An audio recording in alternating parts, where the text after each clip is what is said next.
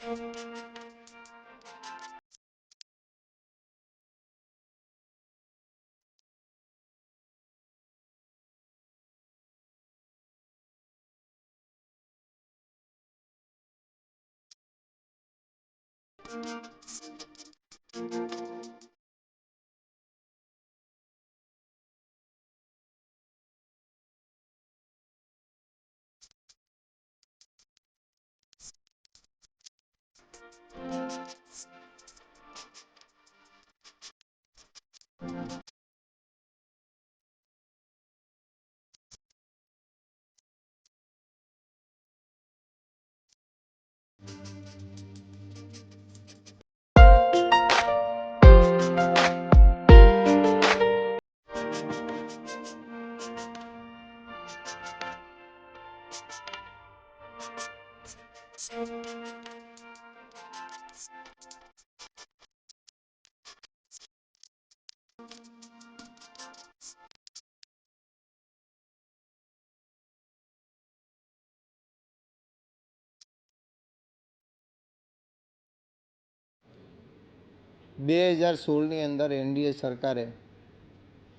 ભારતના અર્થતંત્રને વેગવંતું બનાવવા માટે અને અર્થતંત્રની અંદર ડુપ્લિકેટ ચલણની નોટોનું પ્રમાણ વધી જવાના કારણે 1000 અને 500ની નોટને બંધ કરવાનો નિર્ણય કરેલો.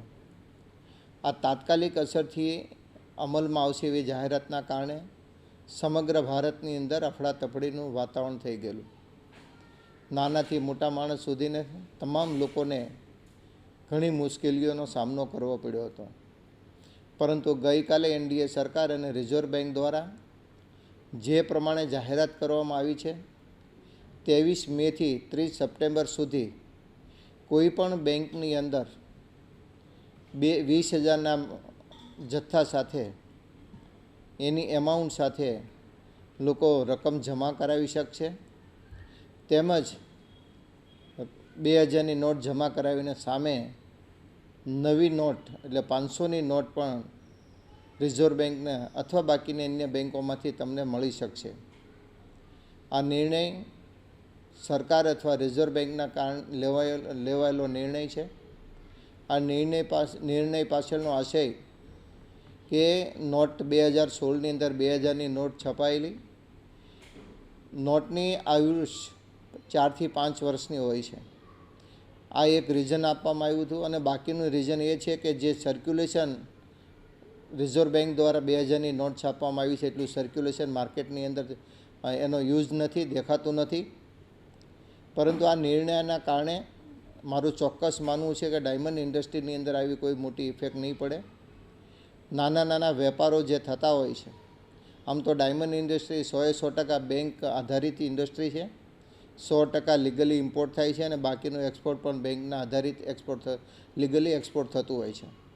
ઇન્ટરનલ વ્યવહારોની અંદર ખાસ કરીને ભાવનગર, અમરેલી, રાજકોટ, મહેસાણા આવા વિસ્તારોમાં જ્યાં નાના કારખાનાઓ ચાલે છે અને નાનું ટ્રેડિંગનું કામ થાય છે, ત્યાં બેંકમાંથી ઉપાડેલા પૈસા લઈને લોકો ત્યાં ખરીદી કરવા માટે જતા હોય છે. અને બેંકમાંથી 2000ની નોટ એટલે જથ્થો ખૂબ ઓછો હોય એટલે લઈ જવામાં સરળતા થાય. હવે આ 2000ની નોટને એન્ટિટીને જે પાછી ખેંચવાની વાત છે એના કારણે લોકોને થોડી મુશ્કેલી પડશે આવા ગામડાઓમાં જઈને ખરીદી કરવા માટે. કારીગર, મધ્યમ વર્ગ કે નાના કારખાને આગળ એવી કોઈ જે અત્યારે એક દિવસની અંદર કંઈ ચર્ચાનો વિષય બન્યો છે કે એવી કોઈ મોટી રકમ 2000ની કોઈની પાસે છે નહીં. પરંતુ એક બીજાનો ચર્ચાનો વિષય એ પણ છે કે રિયલ એસ્ટેટની અંદર ને બાકીના ધંધાઓની અંદર જે મોટા પ્રમાણની અંદર 2 નંબરની અંદર વ્યવહારો થતા હોય છે, આ વ્યવહારોની અંદર 2000ની નોટનું ચલણ ખૂબ મોટા પ્રમાણમાં હતું. લીગલી તમારી પાસે કોઈ પણ પ્રકારની એન્ટ્રી હશે, કેટલા પણ રૂપિયા 2000ના ગુણાંકમાં હશે તો એ તમે બેંકમાં જમા કરાવી શકશો. પણ જો તમારી પાસે લીગલી એન્ટિટી સિવાયની નોટો હશે કે રિઝર્વ બેંકની અંદર તમે જમા કરાવશો તો તમને પ્રોબ્લેમ ચોક્કસ એમાં ઉપસ્થિત થશે. પરંતુ કોઈ પણ નિર્ણય જ્યારે સરકાર લેતી હોય છે તો પ્રજાના હિતમાં હોય છે, દેશના અર્થતંત્રને મજબૂત કરવા માટે હોય છે. અને 5 ટ્રિલિયનની જે ભારત સરકારની નેમ છે કે 5 ટ્રિલિયનને ટર્નઓવર સાથે આપણે પણ વર્લ્ડની ઇકોનોમિકમાં ત્રીજા ક્રમ ઉપર આવવી આ એમનો ઉદ્દેશ છે. અને આ ઉદ્દેશ પાર કરવા માટે આવા નાના મોટા નિર્ણયો લેવા પડતા હોય છે. અને આ નિર્ણયના કારણે હું ચોક્કસ માનું છે થોડી મુશ્કેલી પણ એમાં લાભો ઘણા વધારે રહેલા હોય છે.